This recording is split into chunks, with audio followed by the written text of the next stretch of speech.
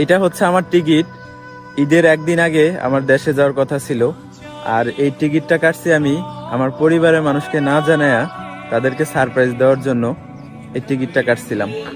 তো এই টিকিটটা আমি আগে ছিঁড়ি, তারপরে বিস্তারিত ঘটনাটা আপনাদের মাঝে শেয়ার করব। তো এটা এইভাবে রাইখা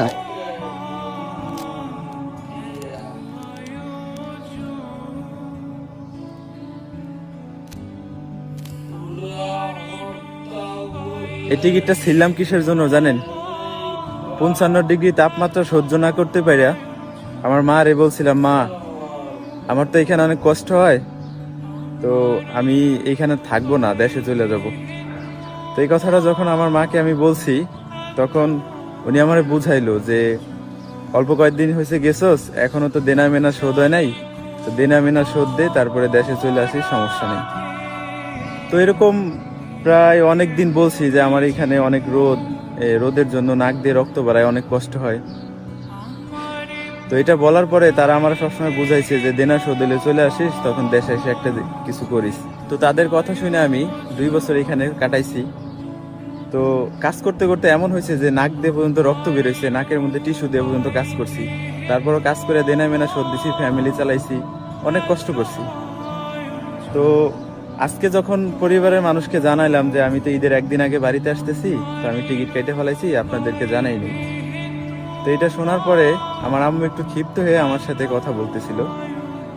তো কয়েক কথা বলার পরে উনি ফোন কাইটা দিছে। ফোন কাইটা দিয়ে উনি বলতেছে যে আমি যদি দেশে যাই তাহলে সে নাকি বিষ খেয়ে মরে যাবো।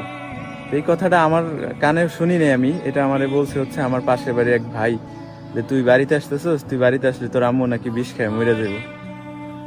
তো এই কথাটা শোনার পরে এতটা কষ্ট লাগছে, মানে ভাষায় প্রকাশ করার মতো না। যেই ছেলেটা একবেলা যদি বাড়ির বাইরে থাকতো, মা যদি মুখ না দেখতে পারতো, পুরা পাগল হয়ে যেত। সেই ছেলেটা 2 বছরের প্রবাসের মাটিতে কুত্তার মতো নিজের জীবন যাপন করছি। আমি যে জুতাটা পরে আছি, জুতাটা কিন্তু এখনো ছিঁড়া ছিঁড়া জুতা পরে মনে করেন যে ডিউটি করছি, বাড়িতে টাকা পাঠাইছি, 1 টাকা খরচ করি নাই, শুধুমাত্র পরিবারের মুখে হাসি ফুটানোর জন্য। আর এখন বাড়ি যাওয়ার উদ্দেশ্য নিছি, বাড়ির থেকে যখন বলে যে তুই যদি বাড়িতে আসোস তাহলে আমি বিষ খেয়ে মরে যাবো, মা যদি এই কথা বলে, একটা ছেলের জন্য কতটুকু কষ্টজনক হইতে পারে বিষয়টা। আমিও বলে দিছি যে আমি যদি এই প্রবাসের মাটিতে মারাও যাই, আমার লাশটা যেন বাড়িতে না যায়।